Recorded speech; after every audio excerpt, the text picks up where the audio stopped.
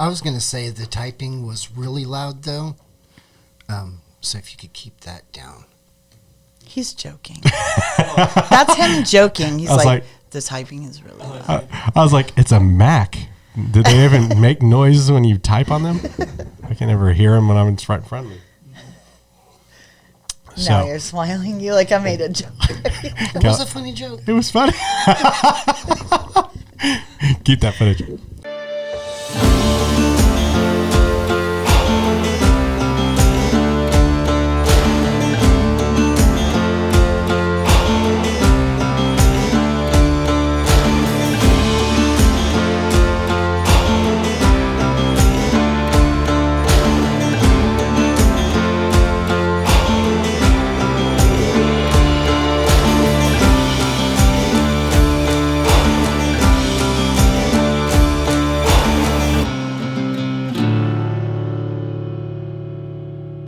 All right, welcome to the Liberator podcast. We have an excellent episode today. We are going to be talking about using harsh art to tell the truth. Before we get into that, probably don't need to really introduce you guys, but I want to let y'all talk about yourselves as a couple. We've had Cali on the show. Cali is, of course, the author of the Doctrine of Balaam, or all this stuff. Author of a fantastic book on just abolitionism and really what pro-lifers are doing in their rejection of abolitionism. And then your wife, Cheryl. First time on the show. Yes, thank you. So let's start with you. We've already talked to Cali. Okay. It's great to see you. So good to have you here. It's good to see you too. At conferences when people come up and say, "Are you his wife?" I'm like, "No, I don't know him." And then they're like, there cannot possibly be two people that look like this here. Know each other. Yeah, that's so a good I'm Cali's wife. Cali's wife, and it's very apparent. Yeah, some like people matching bookends. Yeah, some people just take like the name and wear rings together. You guys said, "We know we are going to be very clearly together." Yeah. So how long have y'all known each other? A long time. A long time. Couple of decades. Yeah. A couple of decades, and you got married in 2013. 2013. All right, let's get into the story. How'd you guys meet? Who are you fine people? So we were both in the tattoo and body modification industry. That being said, we were a little over modified. Those were words that were used about us. Is that your own self-designation, or no, like friends and family? From other people in the industry. Yeah. So we were like a little wild and a little fringy already. Yeah, y'all were into it. And so we was this in Texas? This was in Texas, but Austin. This was in Austin, and he's lived all over the place. Yeah, so, but that's where we met. That would be we probably have to declassify something to get into his whole backstory, but. But you guys met over the tattoo thing. Was it your parlor? No, it was neither at the time that we met. We were both working for other people, and we'd both owned businesses and then went on to own businesses again. And the tattoo industry is very fluid Yeah. as far as lots of changes and changing, locations and so on and so forth. Buying and selling shops. And Yeah. So y'all were doing that, both shared that, and you've always been on the actual creation of the tattoos. Yes. And I was a tattoo artist for 18 years. So yeah, you've been working. Now some people would be like, "Oh, well, tattoo's not an art," and then you're kind of like, "Well, what are you talking about? It's like the most permanent form of art in our culture right now. It's like everywhere, and it's very mainstream now." But so you've been. I'm not a tattoo artist. I'm an artist of sorts, but I would say definitely you've been a professional artist. Yes. For 20 years. Yeah, right. Before. Right. It's been, I'm 49 and I started tattooing when I was 21. So I've been basically a professional artist my entire life. Yeah.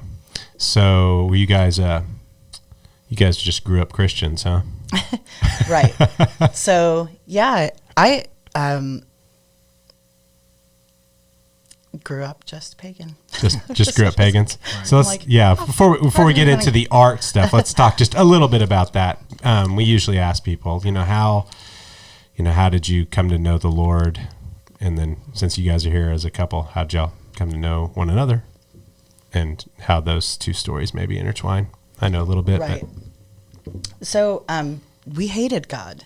And so that was a unity. That was like a bond that we shared in our friendship. Pretty much from the beginning. yeah. And right, it was like an intentional thing that we did. And large part of our friendship like had to do with that.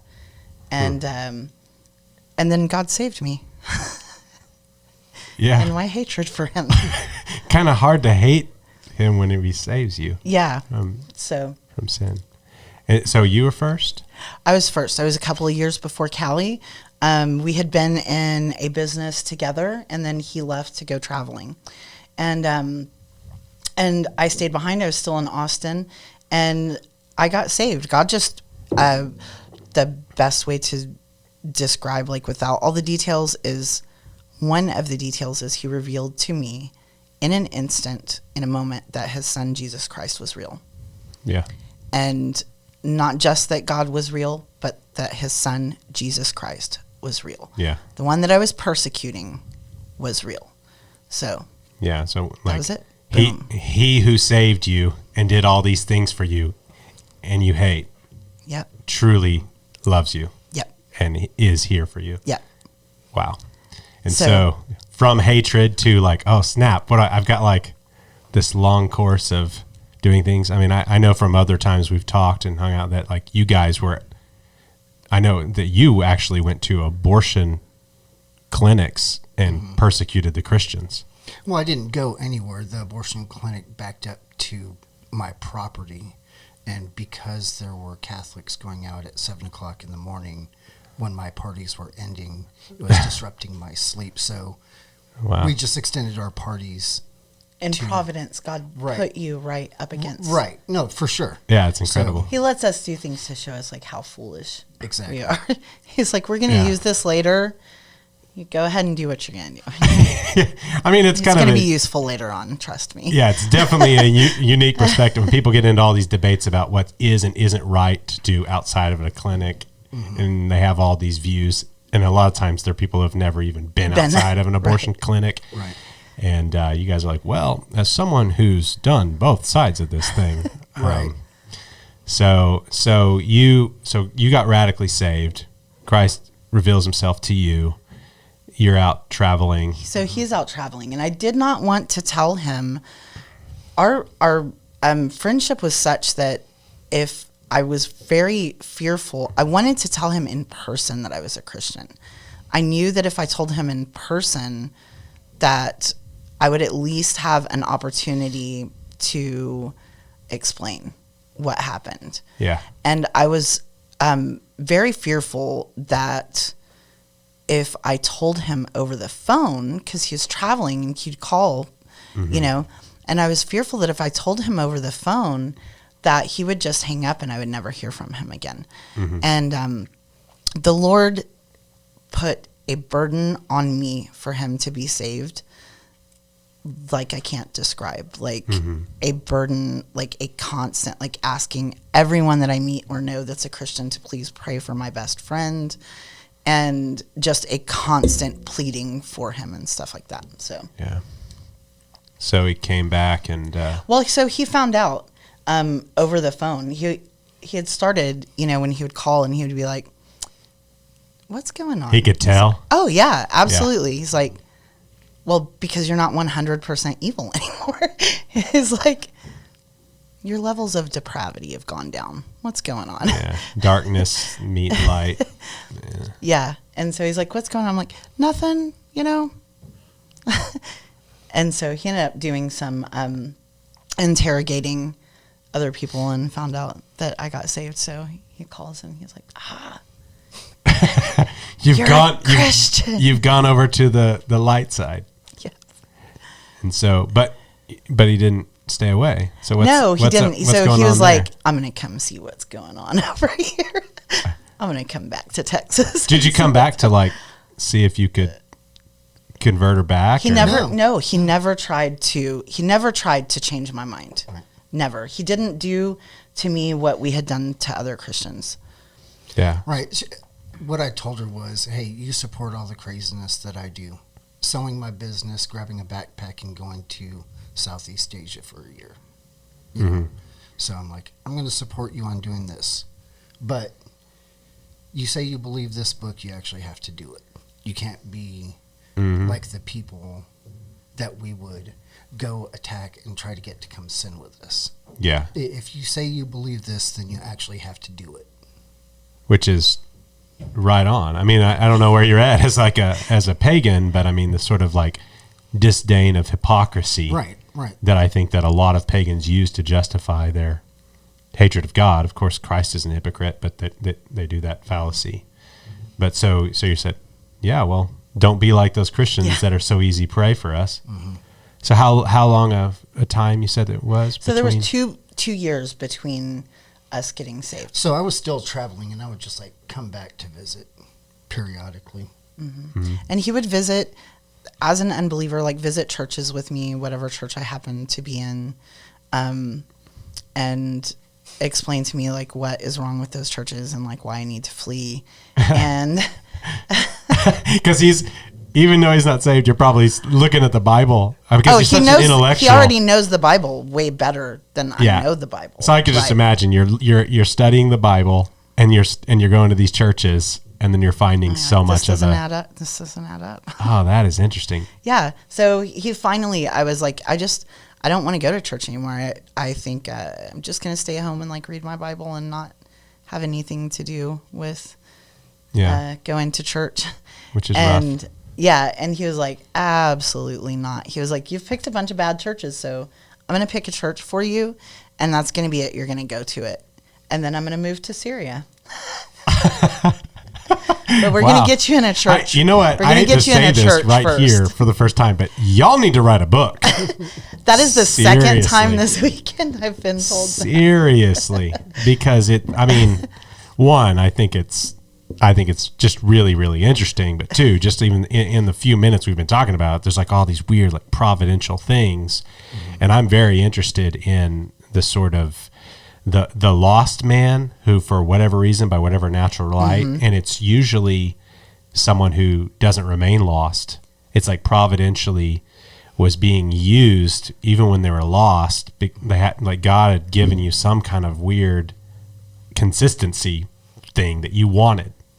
And just that story would just be so cool on like the providence of God. Yeah, it was awesome. And people would get to know y'all. And I'll just say, I know that y'all don't like sitting around. I know maybe Cali doesn't like sitting around talking to Talking about himself. him, he's so uncomfortable He doesn't right like. now. I know, Yeah. but that's okay. This show's about you. But it's not comfortable. But it is, I think, testimony Yeah. is a huge part of the transmission of the faith, and so I think it's awesome, and we could probably spend all day on it. But to speed through to the point of the show, I'll just say you guys still look pretty tattooed Yeah, up. it stayed.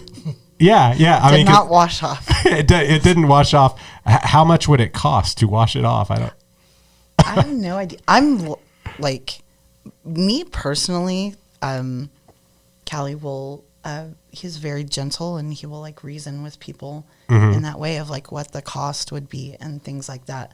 But I'm not about the pain of that. Like, I'm not going to get laser. Oh yeah. I'm not going to get my skin burned up with a laser to like make someone feel better. So I know. Yeah. And to make someone feel comfortable. I'm not going to The do other thing it. is like there's the whole question of like, well, it's not wrong. Like, Right. show me that it is in and of itself wrong and evil, and there's that conversation. And so there's a certain sense where it's like, no, there's nothing wrong with art. Like, everything can be sanctified. And so I think sometimes when people, Callie you speak all over the place as a theologian and as a pastor. as an author. And so, I very much appreciated in the abolitionist movement that it doesn't seem to be much of a hang up, but that's from my perspective. I'm sure that's not. It's always. overall been absolutely amazing. So abolition has done something, just the abolition community and movement has been something completely different from our normal Reformed circles or just Christian circles in general. We have different ways that people will approach, or you can know that if you go into this like association meeting, people are going to ask you this question first, right out of the bat. If you go somewhere else, they're going to ask you this question first. With abolition, what people asked basically was not any of those things, and just like, what can we do for the Lord to end this? Awesome. What do you do in abolition? And here's what I do, and what can we do together to end this? Not focused on the externals of anything really at all. Focused on the work that God has put before us, and let that take precedent. And I was talking today to Sonia, who's like one of my dearest friends. Sonia is one of my closest sisters, dearest friends. Just seeing her, I started weeping and holding her. So sorry we took her from Texas. I'm thankful. Okay. I love her enough to be thankful, but sad that she's gone. But thankful. I'm very thankful that she's gone. And just realized today, I didn't know. She was like, "Oh, yeah, I've never heard the story of how y'all got together." And I was like, "Really?" So that's pretty typical of like the abolitionist movement in general, is more concerned rather than the people, the work of the Lord. Yeah, I think that's like more likely someone's going to like, do you hold the 5 tenets of abolition? Then how come you have piercings or tattoos or something? It's just not. How come you have not whitewashed your tomb? Right. Yeah. Because it's like, well, look, it's very clearly saved and serving the Lord, and He saved me from some stuff. And we could talk all day about that, or we could build a kingdom. And when our main purpose in life is to have legislators that make these evil bills, women that permit the murder of children, women and men that murder their children, to repent and be forgiven for the murder of children, it makes things like tattoos or your life before Christ, whatever you did, kind of pale in comparison. Yeah. Even if you were, such as myself, like a murderer yourself. So the focus is to bring people to Christ and to repentance, and for justice to be done, and nothing else really. Everything else is minor in comparison. Well, there's something a little narcissistic, and I don't want to hurt anyone's feelings or be down on anything, but there's something I've noticed that post-abortive women in the abolitionist movement, that sin has been laid at the cross, and it's not sort of an obsessive, let's just talk about that all the time. It's kind of like, no, murdered child, I've been forgiven, I'm supporting total and immediate abolition, the gospel's the answer, for individuals, for states, for communities. And then they're doing the work of abolition, and what they're doing on a day in and day out basis is no different. Like, I'd say, like, the work that you do is not all that different from the work that I do, and you're post-abortive. And we don't share the same past sins. Yeah, we don't. You don't. I mean, we probably share some of them, but not the same exact. But it's kind of in the pro-life movement sometimes, or maybe in like the secular world or whatever. It's kind of like that sin that you did becomes your defining platform. Yes. It's like all your art needs to be about how you regret your abortion. Right. Or it's very self-aggrandizing.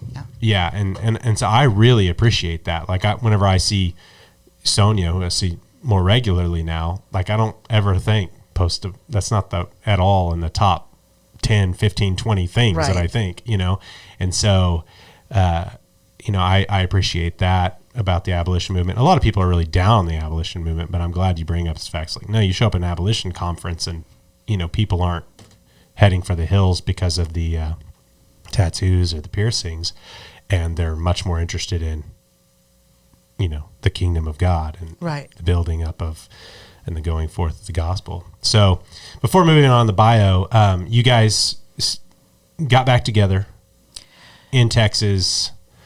Yeah, so we're still best friends, and he decides he's going to, pick me a church, move to Syria, and so he takes me to this little country Baptist church, which now hosts our church. Was it a particular Baptist No, church? It wasn't. A little Southern Baptist church, and when we pulled into the parking lot, there was a young man in the parking lot, and he ran inside, and he told the pastor, should we lock the door? There's some really scary people. There's some Satanists here.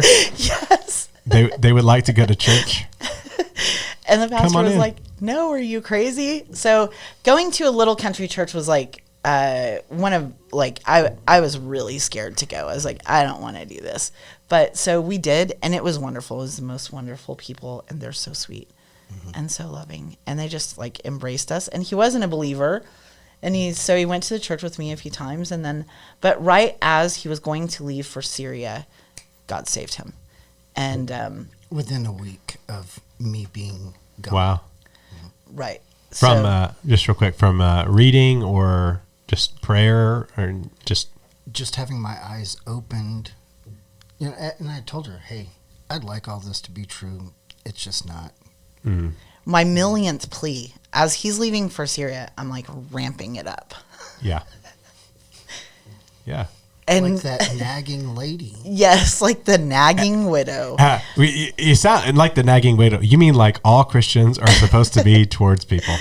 Yes. Yeah, and so I think I've resorted to just please, you have to believe. Please. Yeah. You must. And he's like, I just don't believe. Will you stop? Yeah. And later that night, God saved him.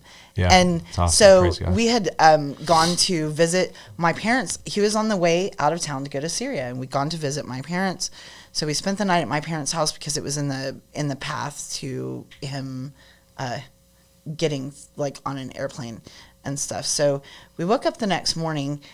My parents and I woke up, and I was like, Callie got saved last night. And they were like, really? And they've also known Callie for a long time, and they're like, we'll see about that, right? Yeah. And he came out, and he was a different person, literally a different person instantly, and they were just like, that is crazy. That's awesome though, and the cool thing is he's a different person, but he still looks like the same person. The same person. So there's something that we can see, and I've seen that with people who don't have as many external trappings. You're just like, man, something weird. I had a friend in college who was a roommate, and he was a pretend Satanist. I don't know if there's real Satanists, pretend Satanists, or whatever it is, but he was a pretend Satanist, and just got put in the room with me, and he did have some tattoos and piercings and all that stuff, but by and large, he was kind of just a normal looking college guy, and he left the room and then went off somewhere, and I think he said he almost took his life, but then instead Christ saved him, and we just evangelized him over and over and over and over again. And then whenever I saw him, he still, it's not like he pulled out pulled off tattoos or removed earrings or whatever, but I was just like, he didn't even have to tell me. It was a weird thing. I just kind of ran into him in the hallway before he had gotten the courage to tell me, I guess, and I was like, man, it's you're different. Something changed. Something weird has happened here. And so, but clearly, Callie comes out, and, he still has the... outward appearance the same, countenance completely different. Yeah. Completely different. Yeah, it's incredible. And so we were such awful unbelievers. Shortly after he got saved, we were like, well, we've been best friends for a long time, so... we should get married. Mm-hmm. Did you go to Syria? You went to Syria for? He didn't. He didn't end up going. I got arrested that day for felony possession. Yeah. The This is one of the things. This is one of the things you got to write a book because we're not going to go into all of this. But yeah. So he got, well, so the whole truth is, like, I gave him drugs and he left my parents' house immediately. And I'm a believer at the time, right? Yeah. I'm saved. I'm not sanctified fully. Yeah. Yeah. And so he leaves, he gets pulled over with the drugs and he calls me. Yep. I just got pulled over and I'm going to jail. They found the drugs. And he's so happy. Praise God. Hallelujah. Yeah. Yes. Yeah. So so that kept me in the United genuinely States. happy. Yeah. So it kept him in the United States. It made him, it was just a whole weird thing. It was cousins of mine that owned the bonding company. My dad bonded him out of jail. The cousins owned the bonding company. It's in a small town that's not the town or county that either my parents or myself live in. So they said they would do a bond for him, and his background makes him a flight risk. Mm-hmm. So it's an exorbitant bond. They said they would do a bond for him that he could only be at my house and could only leave my house to go to church. My parents' house if we call and get permission, or church. That's it. The little country church down the road and my parents' house for 6 months. And the Lord is going, I'm doing so much for you right now. You have no idea. You don't even know. Yeah. Now, people who've never been arrested for something, for sanctification or something, don't understand that it can be such a good thing, you know? Oh, yeah. And, you know, it's the discipline of the Lord. And also, in this instance, you're not leaving the country. Mm-hmm. You're staying actually here. Not doing anything. Your best friend has just been saved. I'm saving you. You guys are hanging out with each other. Probably what y'all end up doing. Studying the Bible, talking reading theology, the Bible going to your small country church. All day, every day, reading the Bible. Yeah. And this is back whenever, and probably because of that hardcore theological study, commitment, so on and so forth, the world is now blessed with this and the stuff that we're going to get into. Yeah. Mm-hmm. I mean, this episode is about y'all, but it's really about God, you know? Mm-hmm. Yeah, absolutely. And what he's done. And so we ended up in that church. He ends up getting saved, being, marooned at my house, which is like, so for Cali, this is what God did in him was the complete opposite of anything he ever wanted. He did not want to be settled down. He did not want to have a family. He did not want to be tethered to anything. And God was like, I'm just going to change all that. I'm going to make you a completely new person. So that's what he does. I mean, he's been doing it for a long time. He's absolutely. Like tax collectors. Yeah. I mean, you're almost as bad as a Jewish tax collector, right? Mm-hmm. So we got baptized in that church as best friends. And we'd go to church and we were sitting like a couple of places over. One time in another church, we were going to have a prayer time before he was saved. So everybody came together for prayer. And he was there with me as like an unbeliever. And I was like, do you want to hold hands? And he was like, no, for what? That's when we were best friends. So he's like, ick. He's like, let's stop talking about it. It's good. So we're going to church. We get married and end up getting baptized in that church, married in that church. Some of our kids married in that church, baptized in that church. Our grandkids go to church there with us. So it's amazing. God has just done like a heritage. Super awesome. Man, that's awesome. I'm telling you, I know talking about oneself is just not always good either. But I think that eventually the world needs to hear the story and get to read it.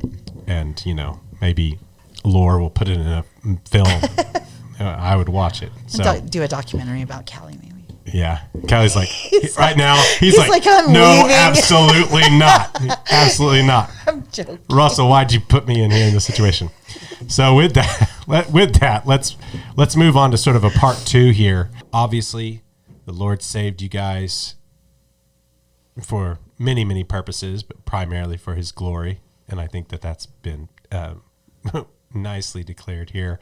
But it also didn't just rapture you up. after he Right. saved you, left you here Right. to do work for his kingdom. And I think that's what we need to get into. As I mentioned at the beginning, Cali is an author, is a pastor, preacher, teacher, goes around and is doing a lot of work with the doctrine of Balaam and working on some other books at the moment. Very active, I'd say disciplined in, not just sort of participating in the abolition movement, but really bearing fruit in the abolition movement. So it's very clear to me, like God saved you for many things, but one of them, this work. People probably also know that you've been doing the same, that the Lord took someone who had honed artistic ability, put that work in for, you said 18 years. And then when you're saved, it's not just like, oh, well, then you're going to stop doing all that art stuff and just go to church. Right. So let's talk about it.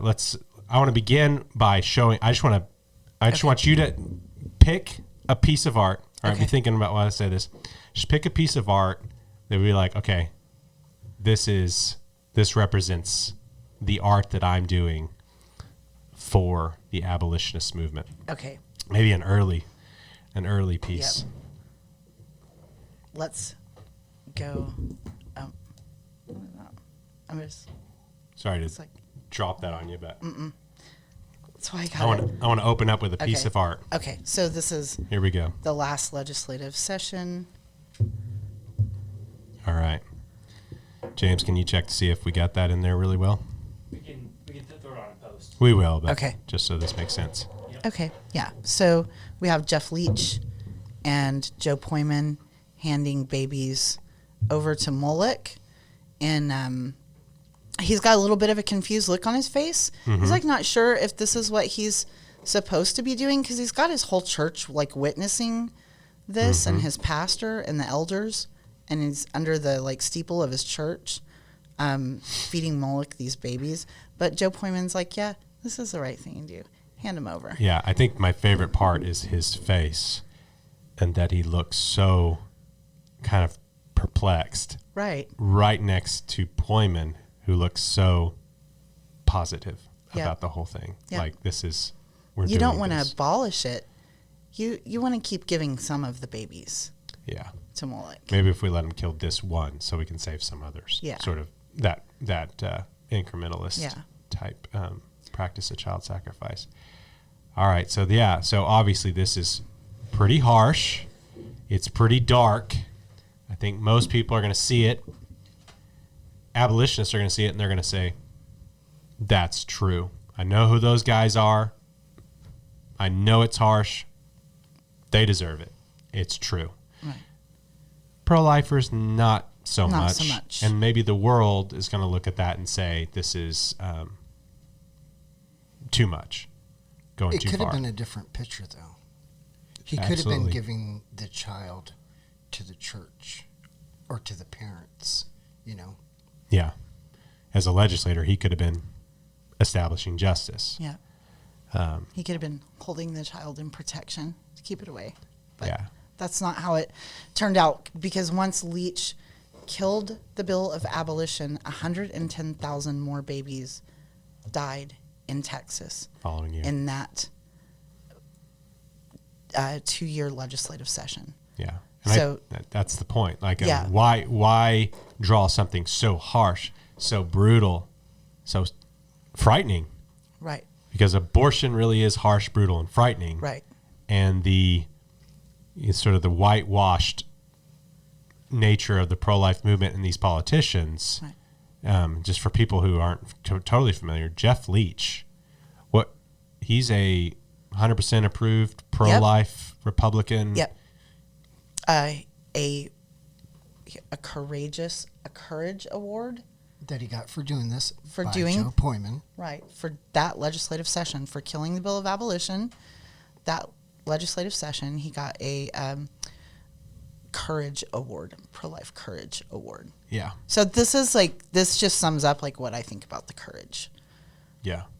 because he's basically doing the bidding. I mean, sometimes people say, what's the passage in the Word of God that I really need to dig into to understand abolitionism? And sometimes I want to be like, well, Matthew 23. And they're like, Matthew, and they go there and they're like, this is about like the praise of men and chief seats and good greetings in the marketplace. I'm like, yeah, it's stuff like that is motivating this.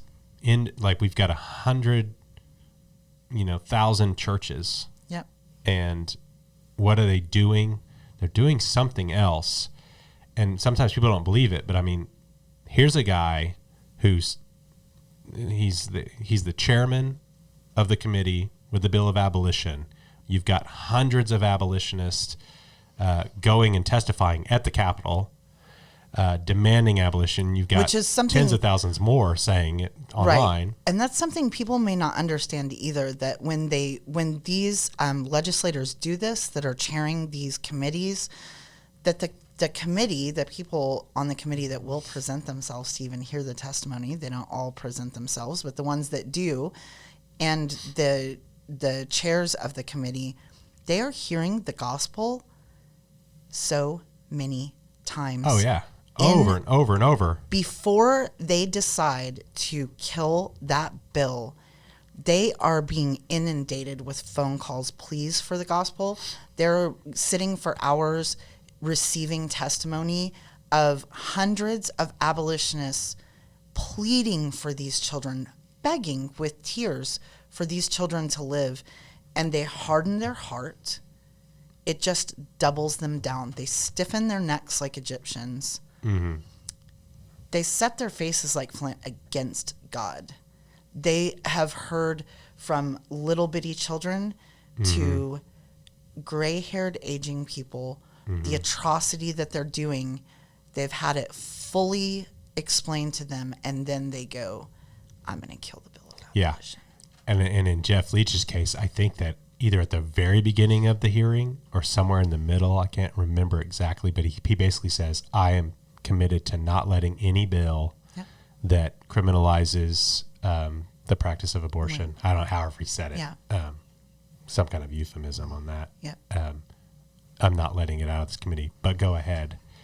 And it's just kind of like, I mean, it's 400 some odd people, gospel, verses. I mean, I watched, like I said, I mean, I was there, and then I drove home. And you listen for hours on the way home. I listen on the way, and then I'm in bed, Yeah. and I'm like watching, as like, it's like 2 a.m. or something, and there's like a 14-year-old girl, like, pleading. And it's like, what in the world? I mean, you read in the early chapters of Exodus, like Moses is going back and forth with Pharaoh, and sometimes, Pharaoh hardens his heart, sometimes God hardens, all that kind of stuff. But it's just like this constant, this is what God says, this is what God says, and then just rejection. And you have all these stories, and of course, post-abortive women, post-abortive fathers, But yeah, I mean, that he is, like, no one would have a problem with you drawing Pharaoh with blood on his hands for slaughtering innocent children. But in our culture, the people who harden their hearts and keep justice from being established are dealt with so not just kindly, they're given awards by church-funded organizations. Texas Alliance for Life, that's one of the biggest pro-life groups in Texas. Well, to be fair, that same legislative session, he wrote and passed a bill that said you can't kill a born child that you tried to kill unsuccessfully. Yeah. Right. That's what. To be fair, let me point out this absolutely pathetic nonsense bill, and I'm glad you point that out, because the pictures of that, he's at the, maybe have Sam put it here. He's like at the podium, and he's surrounded by people just like in your thing. Yes. And they're all praising him for passing. If you survive abortion, the doctor has to preserve your life. Yeah. It's absolutely not against abortion in any way. Totally for abortion. Saves no one from abortion. And it's already illegal to kill born people. Yeah. Total facade. Yeah. Just total piece of trash bill being praised as winning it is peace when there's no peace. And so when you, as an artist, draw the reality, which we'll go ahead and hold that up, that's the reality of what he's doing. Right. I think that's one of the most powerful uses of art, like why God would use art here to say, okay, here's the picture of Jeff Leach being praised for this complete fake thing. But here's Jeff Leach and what he really is doing. Right. And you hope that Jeff or his wife or any of these figures see it and are arrested by it and repent. Yes. But if not them, other people can Yes. say, this is the truth. And yes, it's harsh, but it is the truth. And I think that's been the function. Sorry. Oh, that's okay. That's been the function of artists in many other movements. But in this one, whenever people say, can you not put so much blood on it? I can't. Can you not make the people look kind of Demonic. or demonically possessed?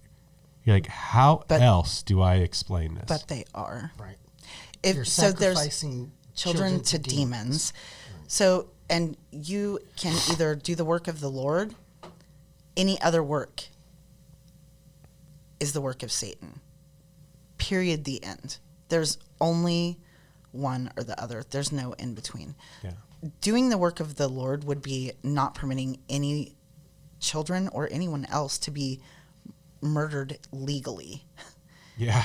So, And nothing gets clearer than this is like ancient stuff. This is just Right. because we don't do it. Like, I mean, you draw it with Moloch so people will not see like just the Planned Parenthood building and the nice surgical centers and right.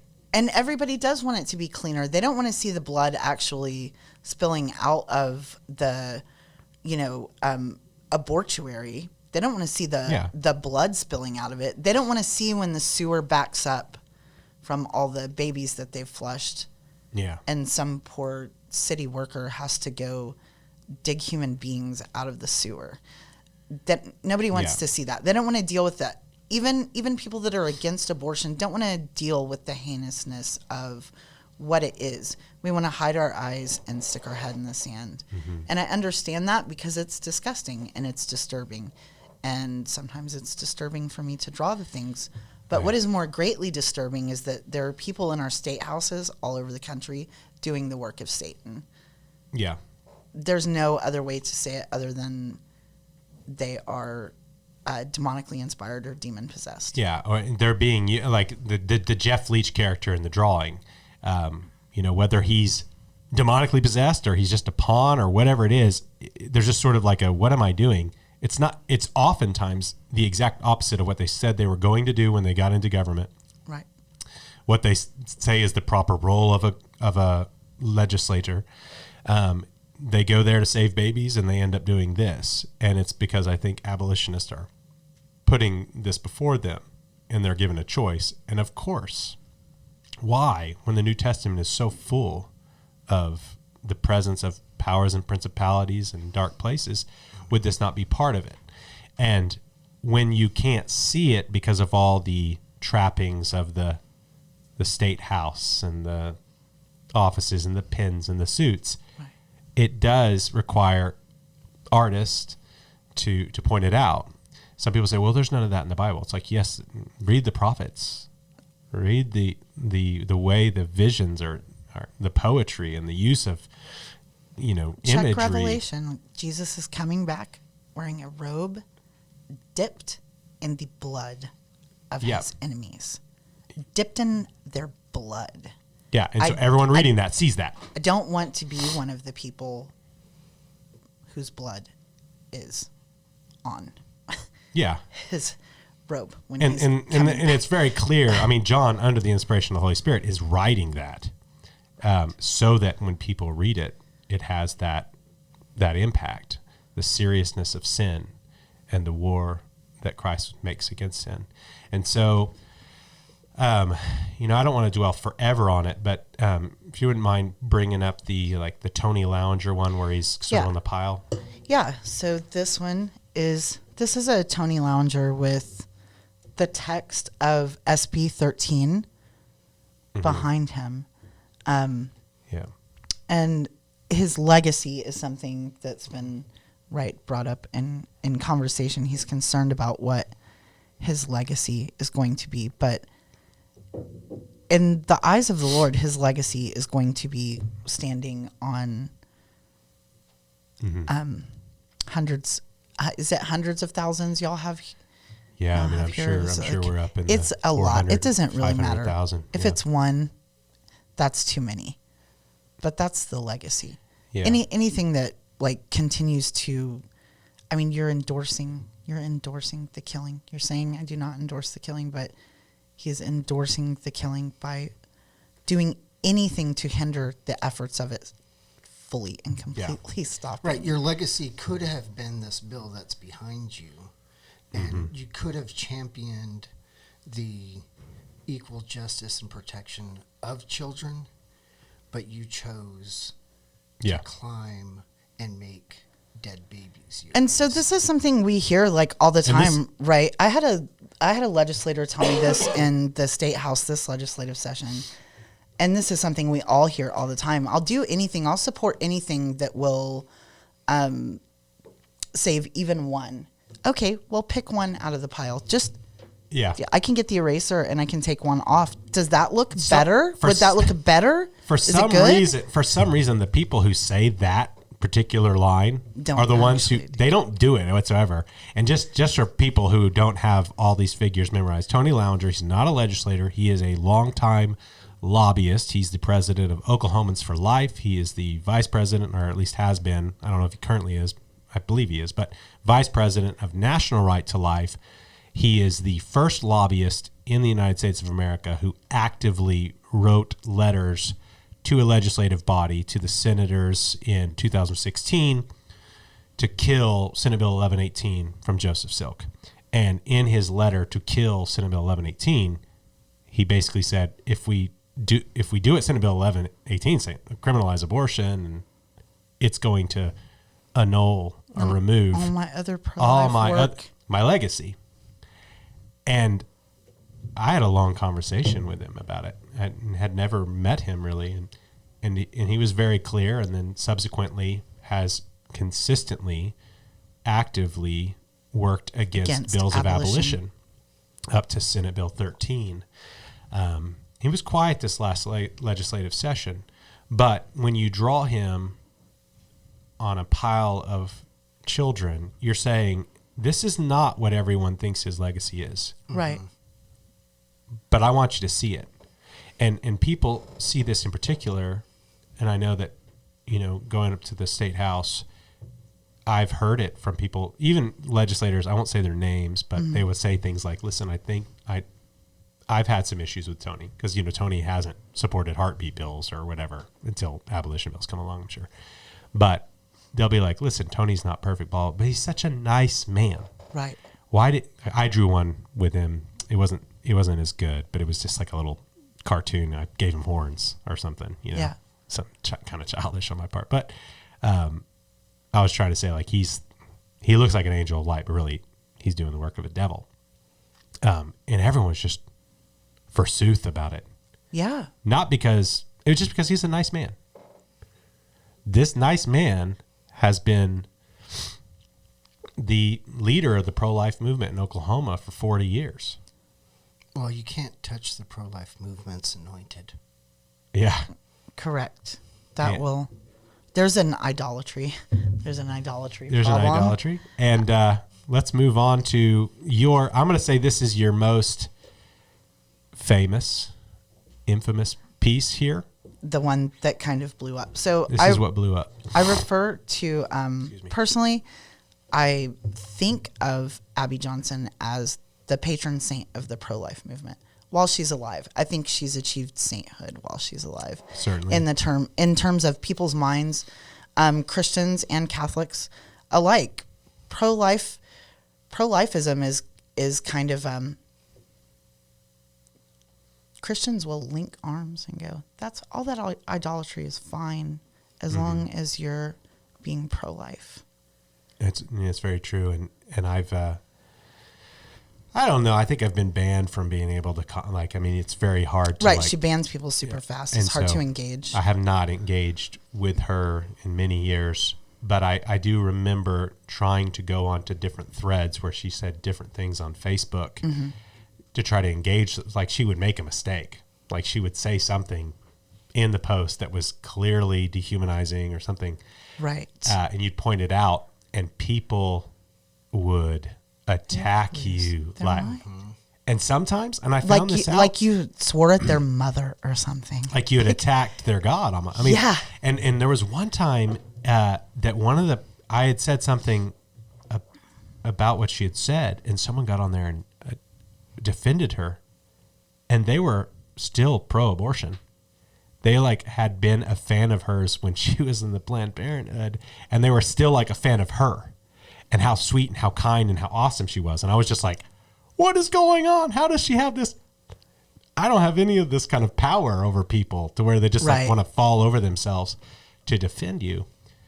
So when I first saw this, and I'm going to read it here. Okay. I don't think this is the first version. Was this first? This is the original version? Yeah. Because for some reason I don't remember the blue. Oh, yeah. Little ribbon. The ribbon. Number one. So, Abortion Rights Woman of the Year, Abby Johnson. No other woman has fought harder in the state of Texas to keep abortion from being abolished. And this was, she had, just to get a backstory before we go into the imagery of it, she had. This was for HB 896. And she'd been asked, do you support the bill of abolition? And she had said, we'll put the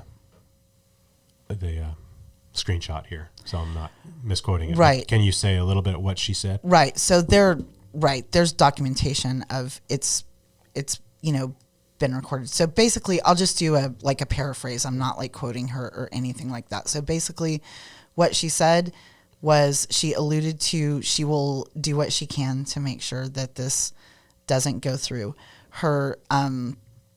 Her organization, and I want to say it's And Then There Were None, did a flyer against the bill of abolition, against it, denouncing it, naming the bill in it.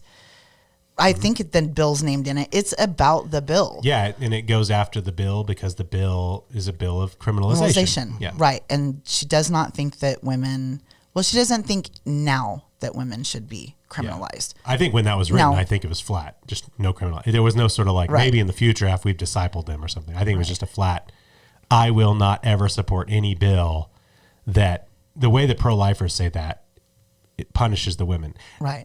And I think that's because they want to make us we're bloodthirsty. It's I don't want to punish I'm a human being. I'm a sinner before God. Right. I don't want to punish anyone.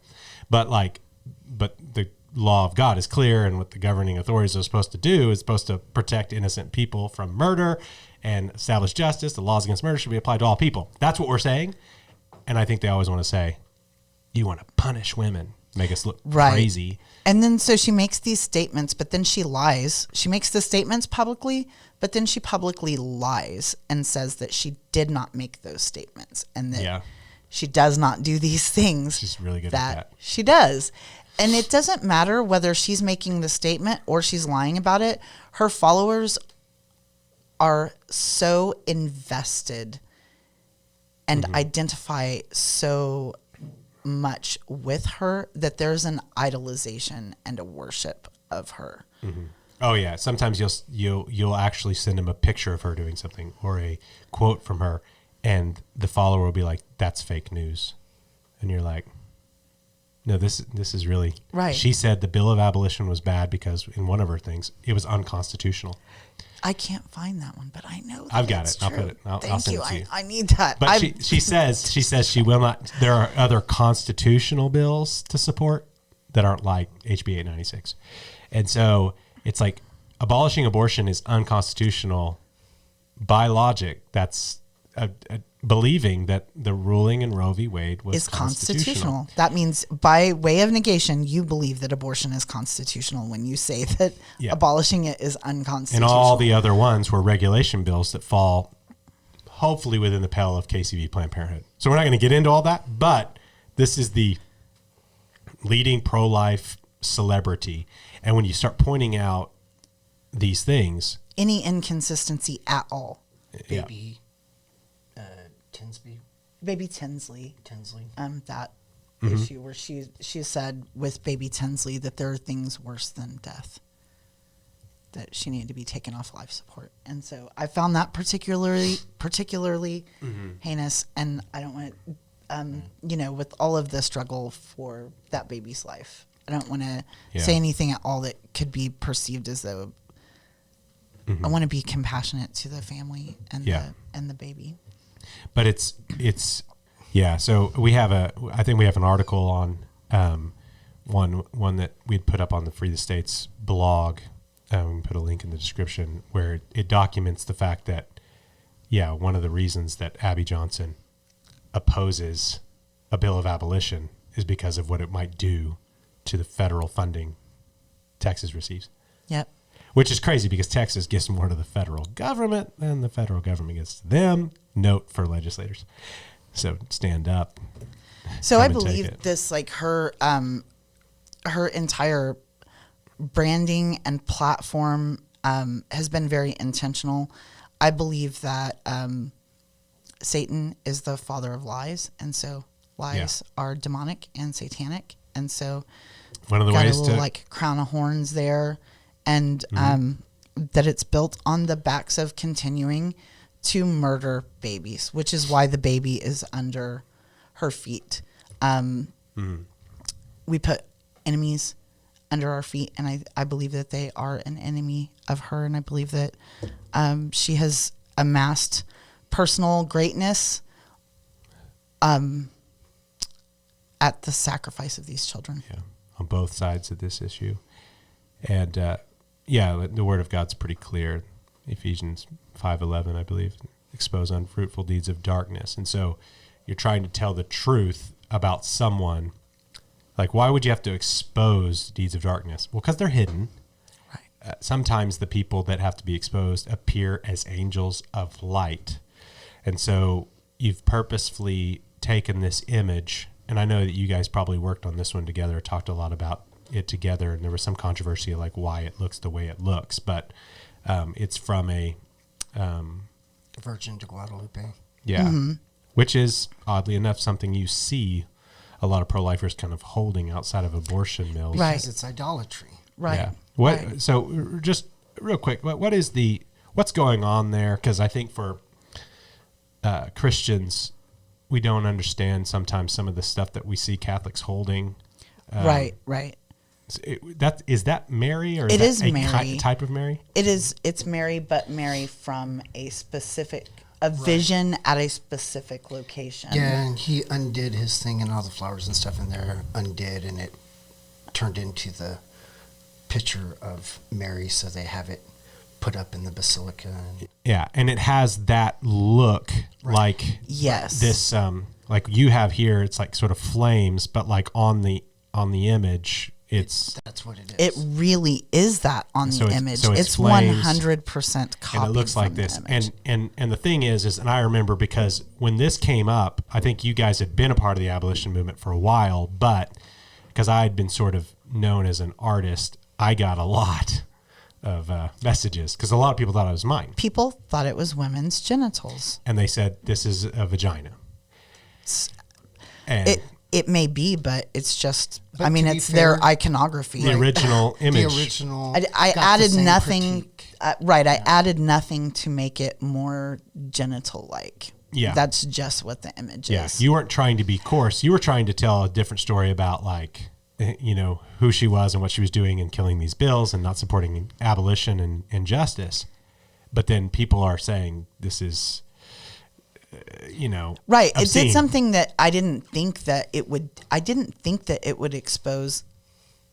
I don't think that every person said that idolizes Abby. So I don't like want to misrepresent anyone. Yeah. But I also was not aware that it would expose like idolatry and otherwise like maybe seemed like abolitionists and seem like solid Christians, and just I had no idea how widespread the idolatry because it was of her was. And I know you're being nice, and so you don't want to talk about names here, but I think what's going on is that even people who kind of agree Abby's wrong and needs to be less of a regulationist or incrementalist or whatever, she's a big star, and she's on stages, and I'm going to be on stages, and everyone's telling me that I have to disassociate with you because you've done this, and where I agree with you about Abby's got some problems, this is uncalled for. Mm-hmm.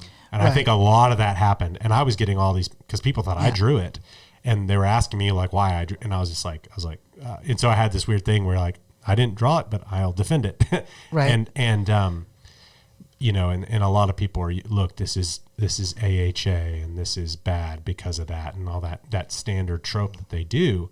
But you are, again, like with the Poyman and Leach and Lowinger stuff, it's with the veneration. Right. How do you break through that? See, and that's the thing, right?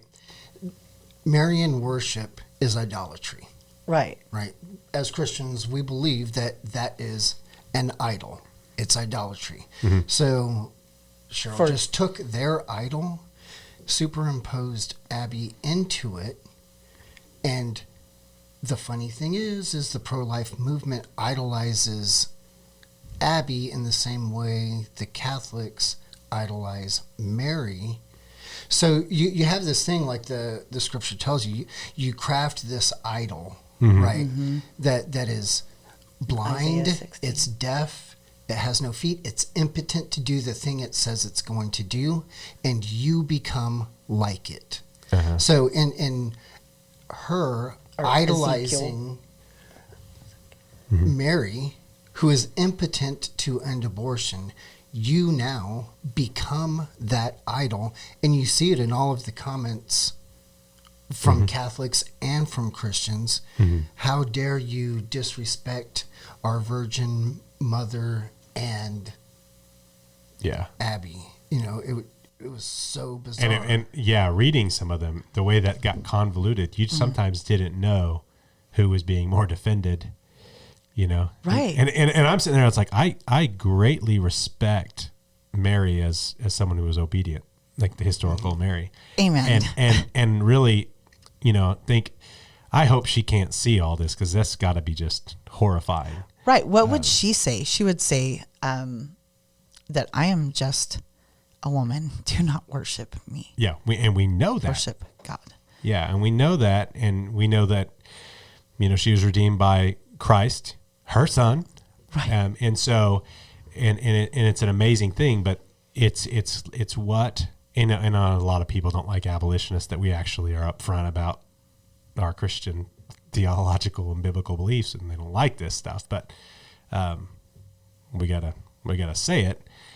But whenever we're dealing with Mary and Abby getting sort of convoluted, right? It's like idolatry, and you're like, idolatry is super strong among the people that are principally known to the world as the ones fighting abortion. Mm-hmm. And this is just one more thing. It's like, why do abolitionists always want to separate themselves? It's like, well, tenet one or you know, principle one of biblical. It's kind of hard to go into battle with idols, you know, and so.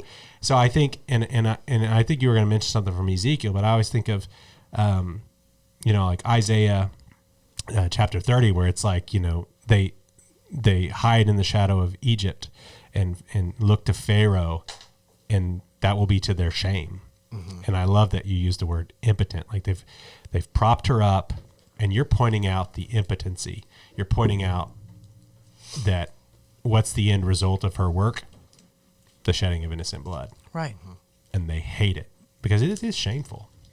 It is very shameful. And it comes to the simple like truth of it is there are people that have identified themselves more with either Marian worship than they have with Christ, or with idol worship in the form of humans that are representing them. Because they've allowed this person who is not doing anything to work to the full and total abolition of abortion, and they have identified themselves so much with them to let them do the work that they should be doing, that they need to defend the idol because the idol's doing the work.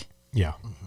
So they can sit behind the scenes and like throw money at the idol, or share posts of the idol and do things to prop the idol up and go, well, no, I don't actually do anything. But I mean, I share posts of my favorite person. I let them do the speaking for me, even if they say it's unconstitutional or, you know. Yeah, and that's what happens. People farm out their practice of true religion, or they farm out their prophetic voice to call for justice to these other folks. And sometimes we have to say this because sometimes they are good, solid Christians that don't know what they're doing, and they're sending money off. And because they've sent money off to, and then there were none, or Students for Life, or one of these groups that opposes abolition, but to them, they think they don't. And so whenever an abolitionist comes along and says, hey, this person is opposing abolition, and points it out, well, they've invested. Right. And so they've got to defend their investment. And so they get kind of caught up in that.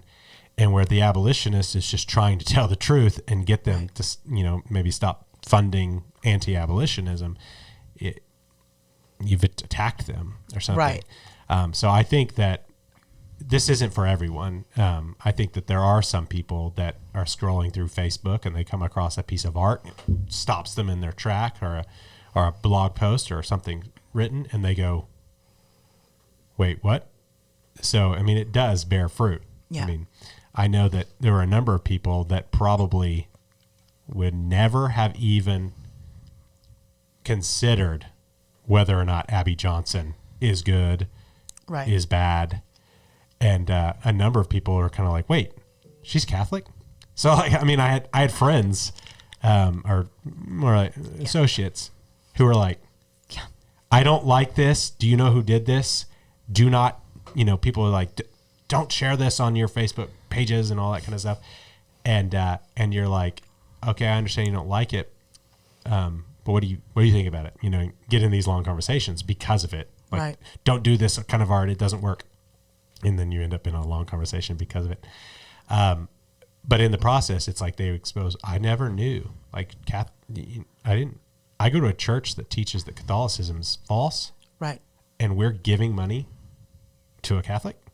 They didn't even think, they don't even know about this stuff. Right. And so the biggest problem is that all the organizations, like as far as like giving money, doing like giving money to, and then there were none, or these things, I'm so sorry, I'm all flappy hands. They're devoid of the gospel. Go look at the websites, go check them. They're devoid of the gospel. Yeah. If not against it in some way. Absolutely. There is zero mention of Jesus Christ at all. And tons of mentions of you're being victimized by abortion. People think that they will give money and support to these things. Okay, I'll tell you another thing. Pulling people out of the abortion work is not going to end abortion. Yeah. Yeah. Pulling dancers out of the strip club like isn't going to shut down. They're going to get more dancers. Like, it's not going to, you getting one person to stop sinning isn't going to end sin. Yeah. You have to nip the sin out at the root. You have to fight the actual sin. Yeah. And I think that it's just so much easier and comfortable to like give money to because they can turn around, they can send an email. We got X number of people out of the industry, and then there's this belief, but it's not what we're called to do. The call to establish justice is hard, it's difficult, and it is to axe to the root sort of stuff, and that's what we're trying to get all these churches, all these Christians to do. But there's this other industry, this other establishment, this other movement that is doing all this other stuff, calling it good, and just subterfuging all of the funds, all the energies, all the prayers. I mean, you think about it. Like, there are people praying. It is and giving. A smoke and mirrors. And we don't realize, like, I mean, like you said, like, we can have genuine Christians that are being, like, deceived in this way because the people saying the things and leading the things are not honest about what they are. So that's some pushback I get a lot is like, well, that's a sister in Christ. I'm like, I don't know how to tell you this, but it's not. Yeah, sometimes you can be a little Socratic on that. Sorry. It's like I'm not going to say who is and is not saved, or could and could not be saved, or anything like that. Right? Yeah. But No. Absolutely. Let's look at the fruit of what they're doing now. Like I try to say, like I'm not being speculative. Jeff Leach killed a bill of abolition. Right. The people in Oklahoma, like he tabled it and let it die. The people in Oklahoma voted against it. This is not me speculating on their eternal resting place. This is me saying the fruit of Rob Standridge's vote was the continued mass murder of children or the covering of law. The doctrine that they spout out is in contradistinction to the gospel. Yeah. You know, when you Gotta have have a her, pastor on here to point that when out. you But have that's her true. saying, "I get saved every day. I go Every time I eat take, Jesus' body in this bloodless sacrifice, Uh-huh. which is Antichrist, yeah. part of the synagogue of Satan." And Christians are like, yeah, Yeah. that's your. Oh, and then you turn around and you point it out to like the Southern Baptist Convention who's having her come speak or whatever, and you're like, yo, and they're like, well, but They're like, well, Right, but right. this But is she's- about being pro-life. This isn't this about. is a different thing. But we had Right. it's because she's a movie star and a big book star, Yeah, and that's why she's been heralded in this way. Right. So I think one of the things that we're getting at the heart at with the use of art in conjunction with this thesis that I think probably is in every episode of the Liberator podcast, pretty much in everything the abolitionists are doing, is exposing the reality is that the pro-life movement in America, which is seen as this pristine human rights cause of our age, and it's, sometimes, people want to call it like it's a secular pro-life establishment because they really are secular. You're trying to point out that they're secular. But the thing is the pro-life movement is very much accepted in the churches, seen as religious, spiritual, good, Republican, right, all these good things. And so I think abolitionists, in all of our different ways, we want to try to like wake people up from that. And so we can point out facts. We can point out, hey, Jeff Leach, he, professing all these things, killed this bill. But just scroll by. So sometimes I think the art needs to be done. And so I think our heart isn't to be mean. Our heart isn't to be, shock jocks or something like that. But we want to be adequate to what we're dealing with. It's mass murder of image bearers. And it is demonic. It is demonic. It is oftentimes bloody.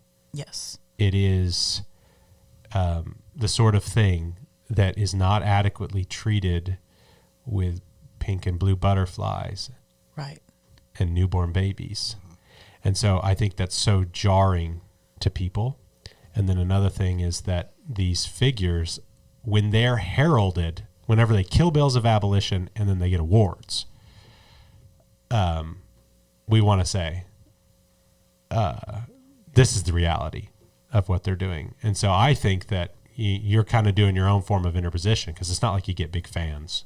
Right. You don't sell a lot of art Right. doing this. What I really hope will happen from it is I hope that there are genuine Christians, and I know that there are in the state house and in the pro-life movement, that will see this, that may have like supported these awards ceremonies, supported these persons who have this 100% pro-life rating.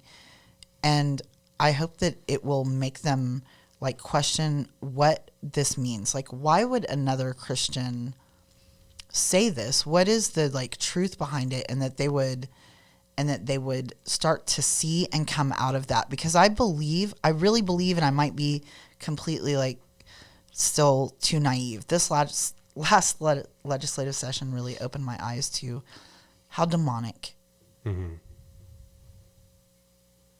this whole thing is. The continuing, the awards, the pro-life movement, watching pro-life organization after organization testify, and sometimes they're saying things in their testimony that if you take that sentence right there, you can't tell the difference between whether that is someone speaking on behalf of like Lilith Fund or a pro-lifer. You're like, what are we doing? It's pretty unreal. Like what was the name of the guy who was the committee chair that led abolitionists and stuff? There was a bunch of testimony. Abolitionists went to a pro-life. We went to two this past year, one in the Senate and one in the House. And the name of the guy, he was the sponsor for the heartbeat bill.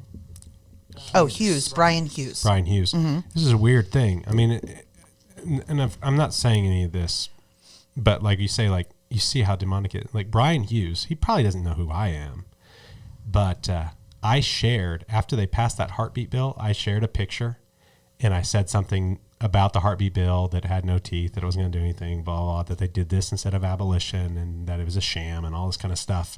And then I posted the picture up. He tagged himself in it on my profile. I'm like, what is this guy doing? He's like tagging himself. He's like, that's me. And I'm like, ooh, and I just felt kind of sick. Like it could have been a mistake, you know, like he's just going through tagging himself, like taking pride in the whole thing. But I'm looking at it and I started thinking about Brian Hughes. Don't know him, never met him. Watched a lot of footage of him be kind of nice, but condescending.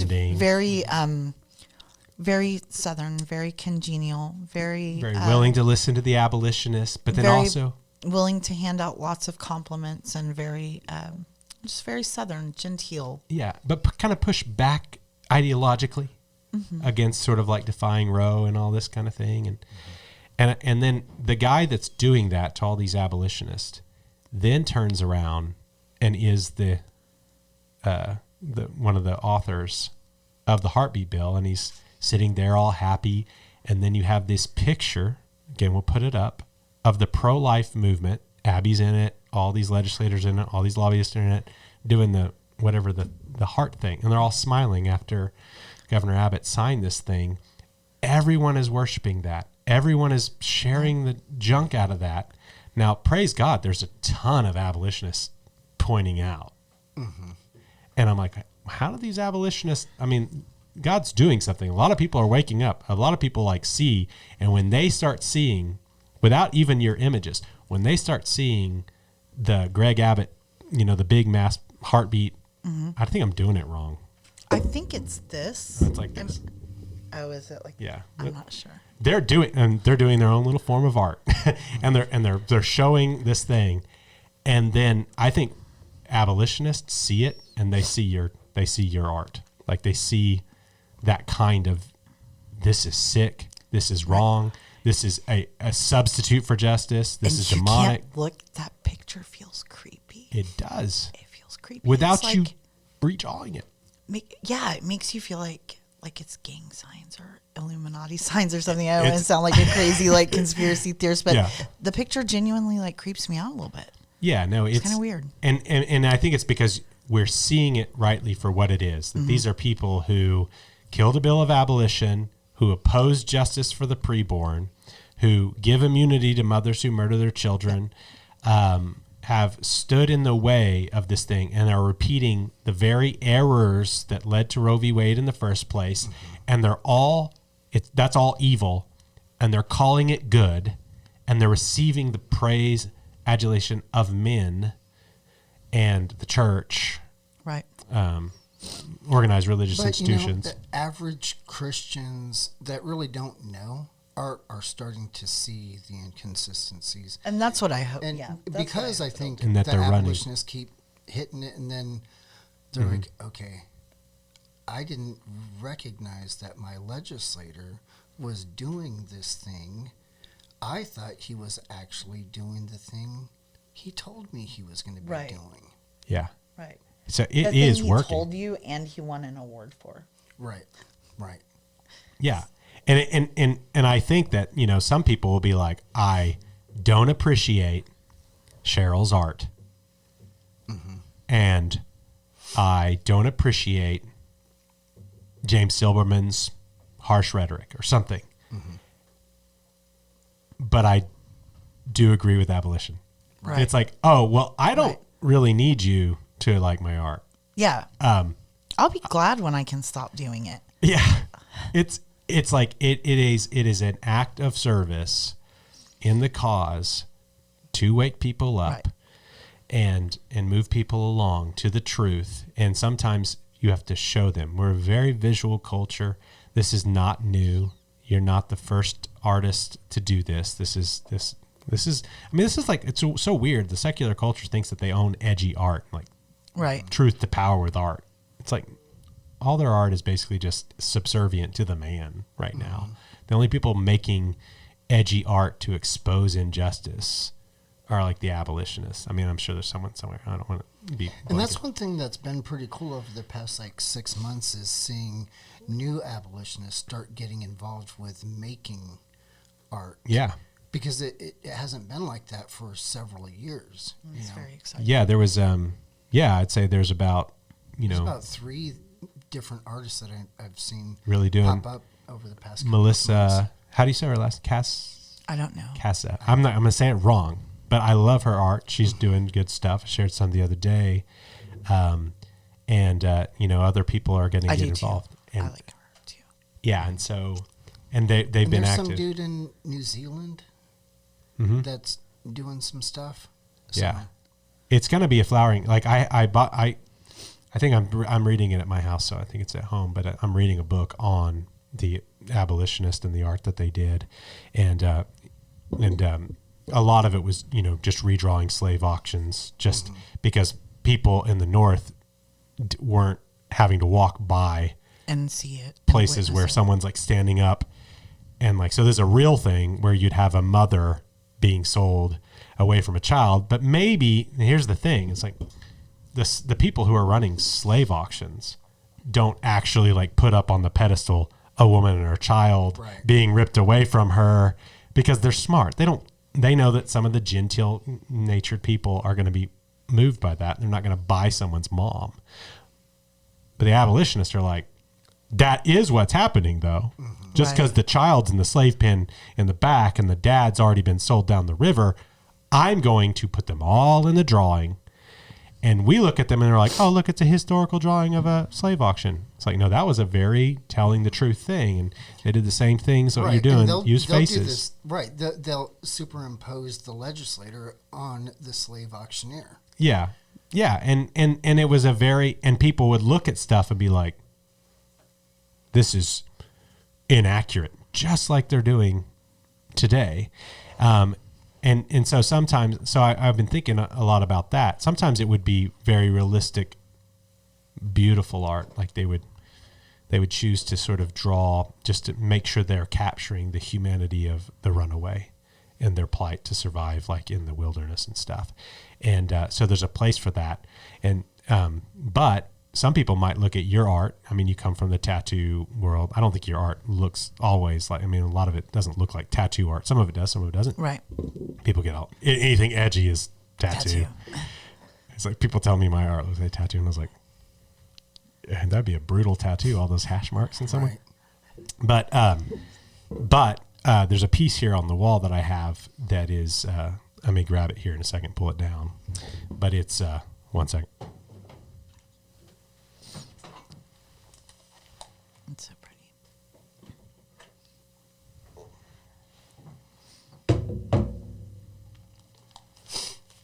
Like this is a piece here where it's like the tree of liberty, and then like over time it shrivels up and dies, and it's got like a Medusa headed thing and a snake wrapping a tree and just like weird demon headed you know, and I have this on my wall, and people come in here all the time, and they think it's mine. You know, I thought like when we had first come in, I thought it was yours. Yeah. I didn't think it was on. but no, it's 19th century. That's so awesome. The employment of, you know, I'm dealing with a demonic system, dehumanizes, destroys image bearers. Going to tell the truth about it. That requires some pretty insane imagery. I think has a long track record, has moved people, and it doesn't always require that people love it and want to hang it on their wall. Right. Mm-hmm. Right. I wish that everyone had the courage to like and share, you know, Yeah.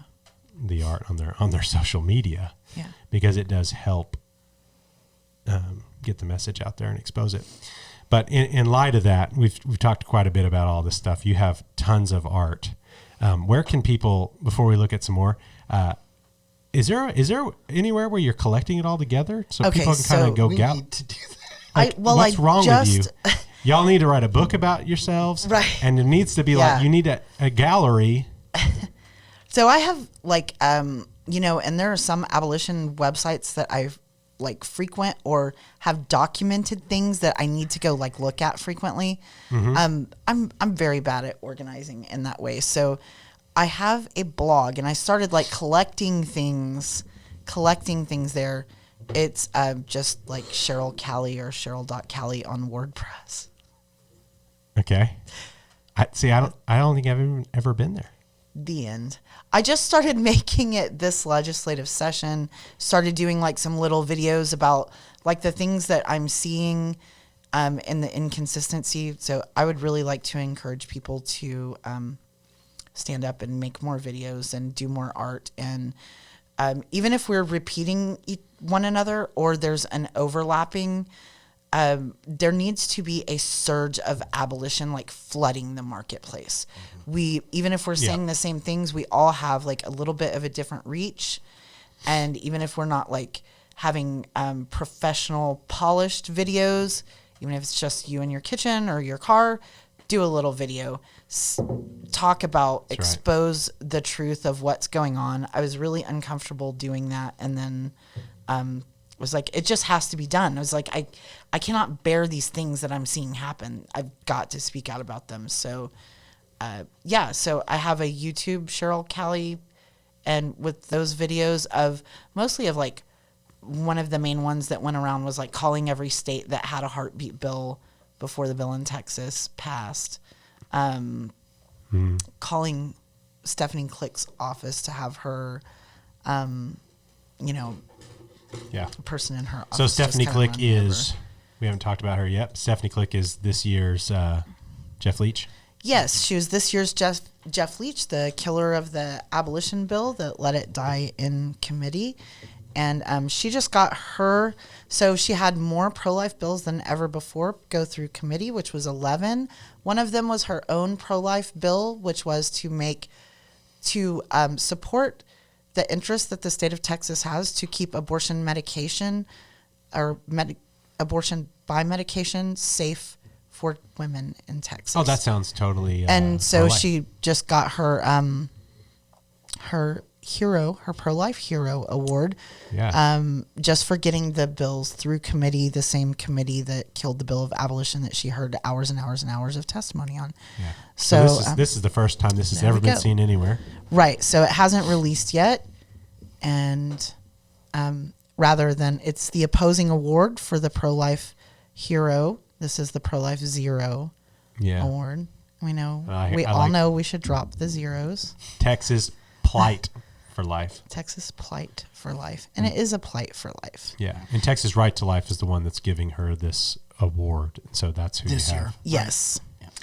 And so what we're going to find, now that this is all said and done and the legislative session is like for all intents and purposes, like over concerning like pro-life bills or abolition bills, the real proof is not going to be the people, especially like if we speak out now in these upcoming 2 years, the real proof is going to be at the end of this 2 years. As our next legislative session comes up, when 110,000 more babies have been murdered in the state of Texas, the people that we wake up between now and then matter. We need to really reach these people. I really believe that most pro-life people actually agree with us.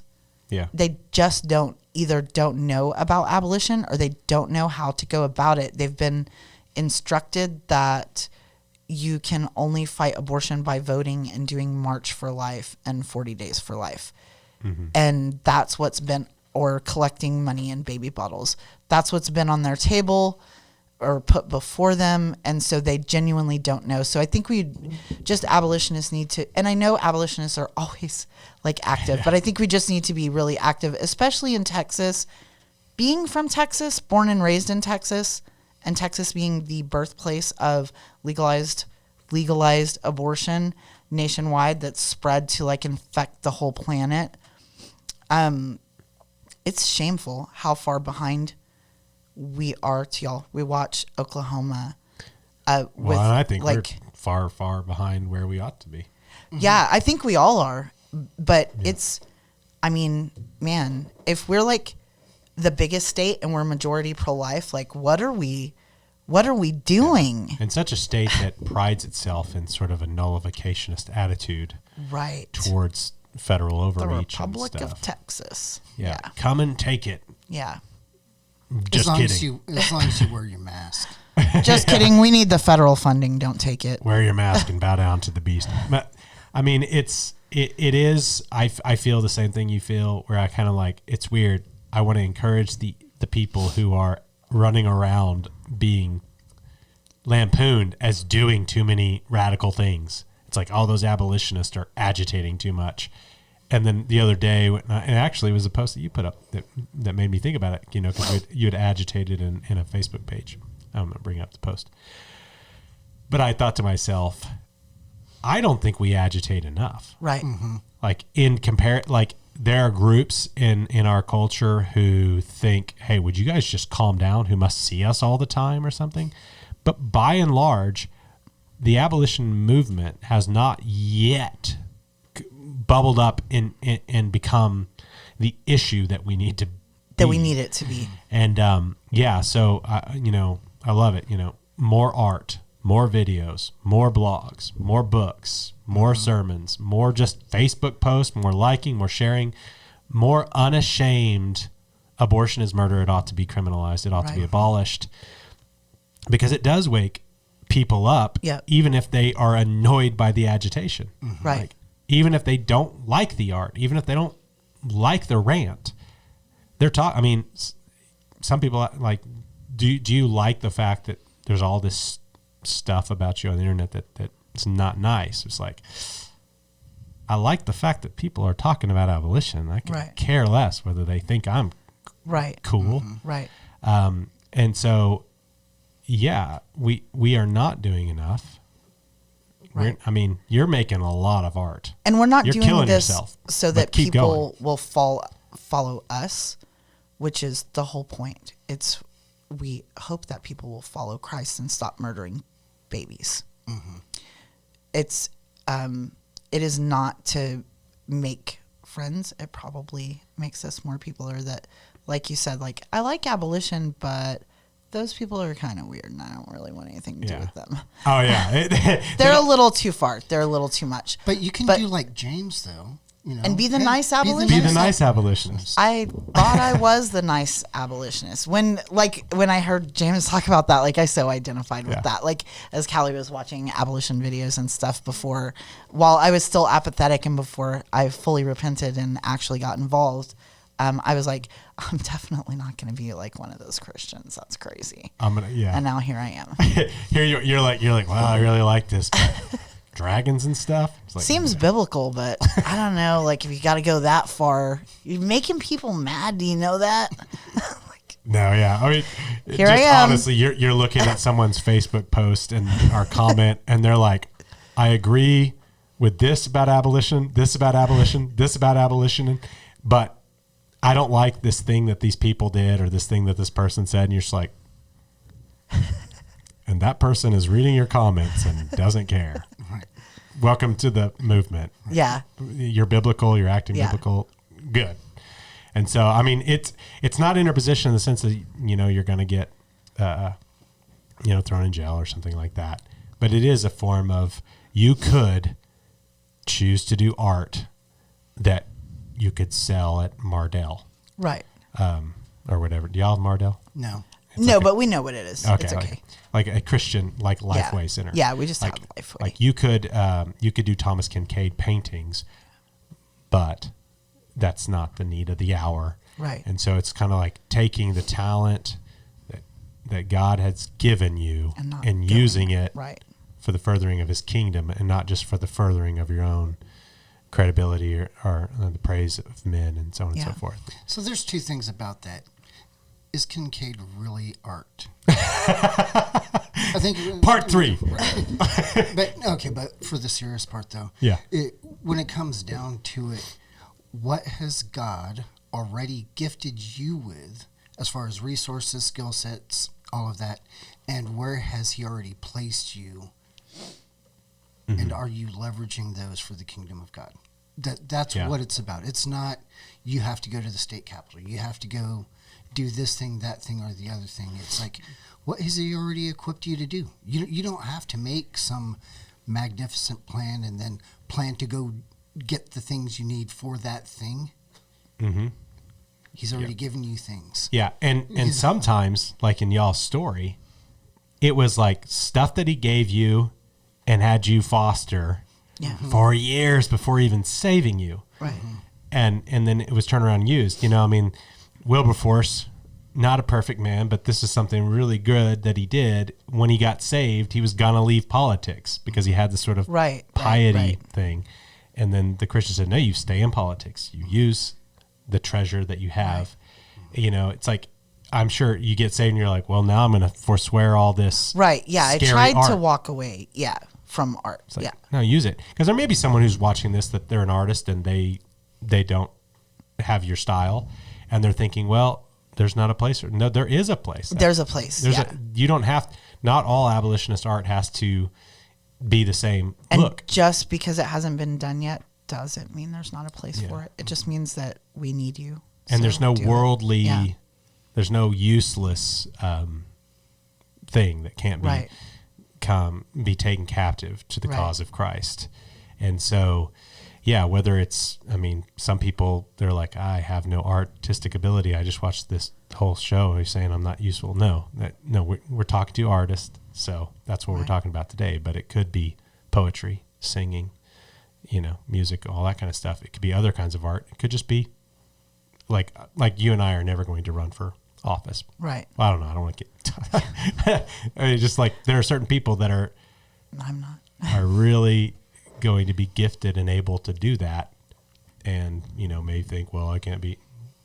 There's a place for that. There's a place for everything in the abolitionist movement, because the abolitionist movement, at the end of the day, whether someone wants to like quote mine this or whatever, it's just it's what Christianity looks like in a culture that legally slaughters children. Right.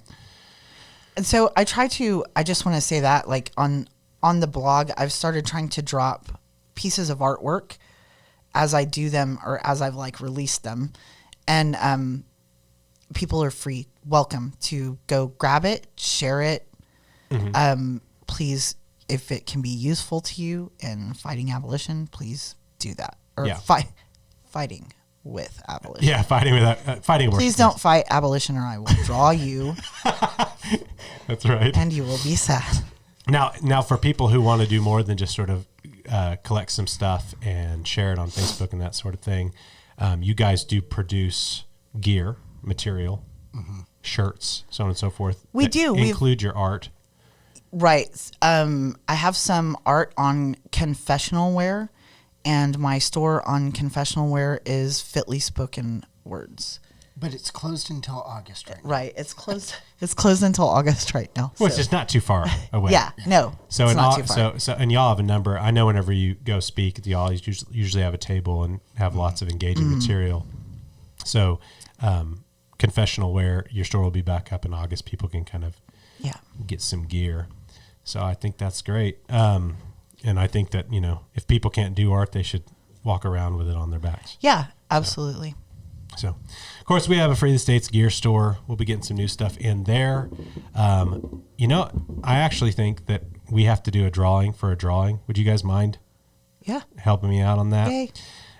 One of the things that we do on this program, so that we're able to have this program and put our videos out, get our material out, is, we keep our lights on and we keep our cameras charged and all that kind of stuff. So we do ask people for financial support to be monthly members, just because, sitting around and drawing, doesn't really pay the bills.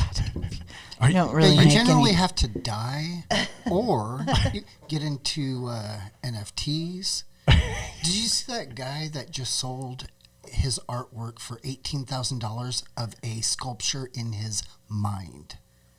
I didn't. $18,000. I'm in the wrong thing. That's awesome. He must have had quite Like the there's mind. no tangible But someone bought it. sculpture. Somebody bought the sculpture in the guy's mind. $18,000.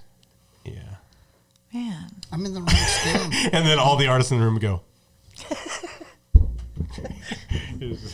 it's yeah. I mean, I don't think that the art that we're doing is necessarily to sell, but the art that we're doing does take time, take energy, and so folks ought to be supporting you guys. Like, is actually? I know that you're actively involved in the church and you're selling books and you're doing stuff, but is there a way that people can support y'all as a ministry? Do y'all have something set up for that? Through our church, yeah. Just you through the can- church? So people basically would have to. We don't have a website for our church or anything. We're pretty low tech and low key. Right. Yeah. So I could give you the link to put in the. right. Yeah. We have a donor box button. The end. Yeah. That's all it is. Because I'll just say this while y'all are here and while they're on, they've been traveling around like crazy.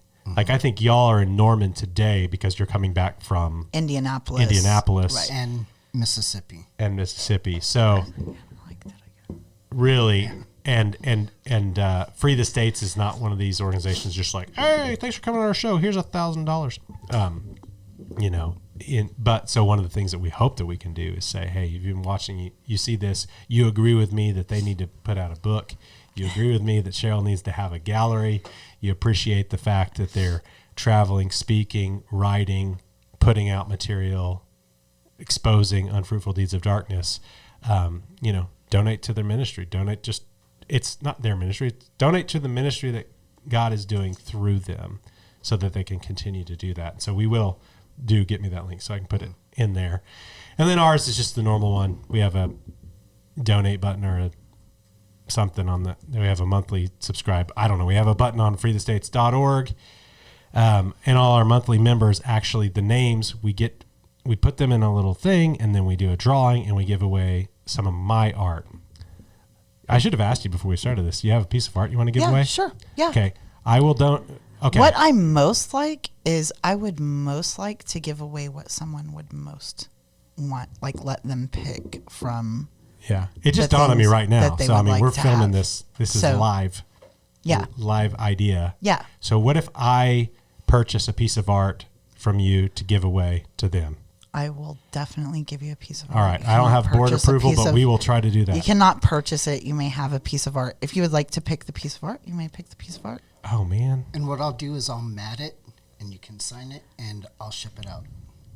All right. Can we do that? Yeah, Let's absolutely. do it. Let's do Yes, the first please. ever art giveaway. guest art. And since I guest don't have a artist list of y'all giveaway. supporters, we'll do it with our supporters and we'll just do it. And then we'll do two because I think this is going to be the episode where we need to give away a piece of my art. So Yeah, absolutely. this is the way we do it. Sam usually does this part where he goes. So one supporter that we are going to thank Okay. for their support of the work of Free the States. We'll do that one first. And this is to get... Oh, put that one back. Put it back. No, I'm kidding. I don't know this person. These always go so well. This is just. I'm going to be putting this on some promo materials that we're sending out in our gear packages and so on and so forth. Stephanie West from Edmond, Oklahoma. Fantastic. We don't even have to ship it. We can drive it there. Man, saving That's us the best saving money. Providence of Praise God. the Lord. 2 in a row in Oklahoma. We are very thankful for the Oklahoma supporters who win art. This is another way that Oklahoma is winning. They're so far ahead of other states. It's amazing. Stephanie actually has volunteered to help drop flyers for Abolition Day and stuff. So she's donating and she's an active volunteer here in the state. Praise Man, that's God. awesome. Yeah. That is amazing. Yeah, just in case. I hope that James off camera today mentioned that Stephanie is not just a financial supporter of Free the States, probably other organizations, She's doing but doing the work. actively dropping material, doing the work of abolition, supporting bills and everything in between. So we'll get that to Stephanie. And the other one, can you go back to like your Yeah. So are any of these sort of available for printing and stretch? Yeah, that's yeah. something that we're actually getting ready to move into, is like printing more of these. And stickers for like Right. the Sodomite month and things like that. Have some Which- other artwork that, not pertaining to abolition, but like sodomy and such. Yeah, so this is actually, I don't know if we're airing this in the month. Is right now the month where like people take pride in their sexual I don't know. morality? That's why we're on. I That's love why- it. Pride comes before destruction, right? Yeah, I think this is the month. Is this the Pride I think month? it's the month because the cereal, I know Target's full of the. Dude, my favorite one Pride is clothes. the White Pride Skittles. White Pride Skittles are That back in is this. the most amazing thing ever.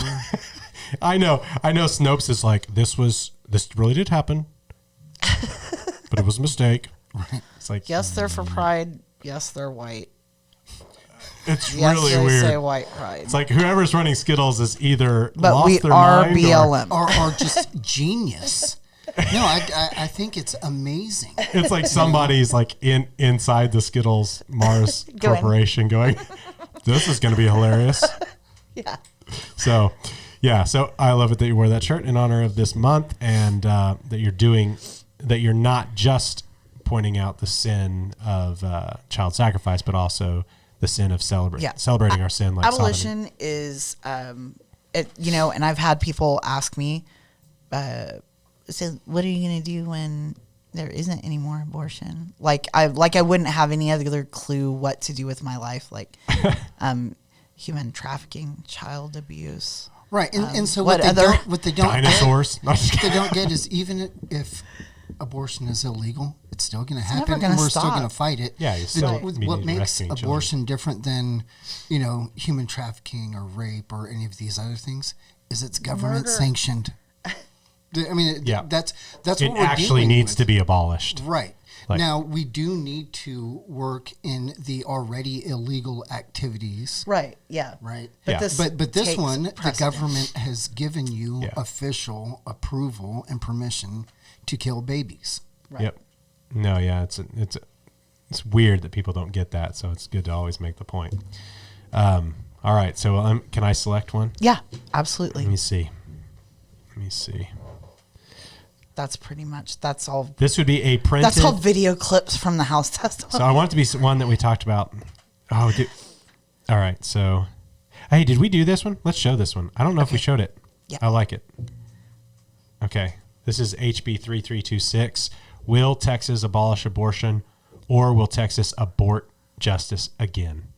And you use this is on the top of the, Right. This is our Capitol. statue of justice on the top Yeah. of our state capitol. yeah. And I think it encapsulates most everything we were talking about. You do have the reality of the blood and the harshness, but then you take in the Texas state symbols, the seal, the flags, Right. the purported idea that they established justice, and that at the state house there's this great godly thing going on. But as Dusty Devers has said, laws to murder babies are written here. Right. And so what she's really doing in this photo, in case it doesn't like pick up really well, this is a live, like, full term baby. This is her holding the instruments of abortion, like trying to, she's supposed to be weighing things out and seeing what is just. And she's trying to weigh out, like, what to do with this baby. Like, I have this perfectly good baby from the womb. And what should I do with it? My other hand is instruments of death. Yeah. So she has, like, life and death in her hands. In case that's not, like, clearly conveyed. No, it's fantastic. That's what's in my like mind back there. And again, not something that you like hang above your couch generally. Right. But in your office. So I have one of your pieces in the office. Where'd it go? It's over there with some other art. And it's that now my office is, it might fit in. But like, say you're just like the pastor of a church, you support Free the States, and you get this and you're like, wow, it's pretty. That's going to create conversations. Right. About everything from abortion, iniquity, impartiality, that bill, the state of Texas, what's going on in these houses, these senates. So, yeah, I'd gladly pay for you to print it, stretch it, sign absolutely. it, and we'll give it to one of our supporters. We'll let get a good mix here. All the recent supporters who just started supporting, they're like, but I was on the top of that bowl. Well, now you're back on the top of the bowl. All right. Callie, do you mind selecting a...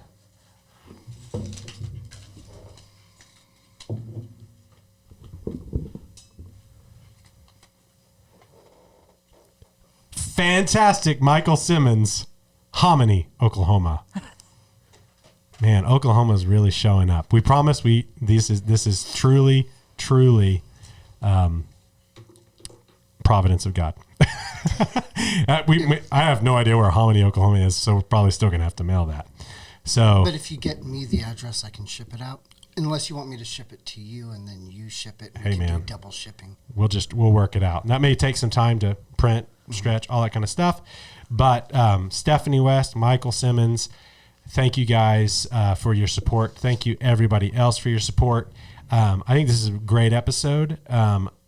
You want to? I need to tell you one more thing. Oh, one more thing. The state capitol. Yeah. That's how we do it. We're like the Lord of the Rings here. We're going to end this sorry. thing 6 times. Okay, so we are trying to organize this happening frequently. Like every 2 months. Right, every month or two, 6 weeks, 2 months, as frequently as we can, to do psalm sings, call out for a prophetic witness at the Capitol.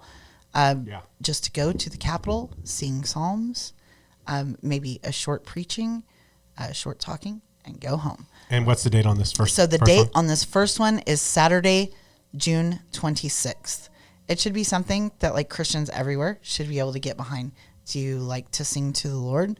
And would you like to be a Christian in public? That's all it is. Yeah. And probably a really good introduction for some folks. Right. Yeah, because absolutely. we want to keep pressure on the legislature throughout the whole next 2 years instead of waiting until session opens again and they've forgotten about how mean we are. I genuinely have a desire to be a person that when they see me show up at the Capitol to stand outside with my signs saying that pro-life bills continually kill children, that they're like, the abolitionists are here again.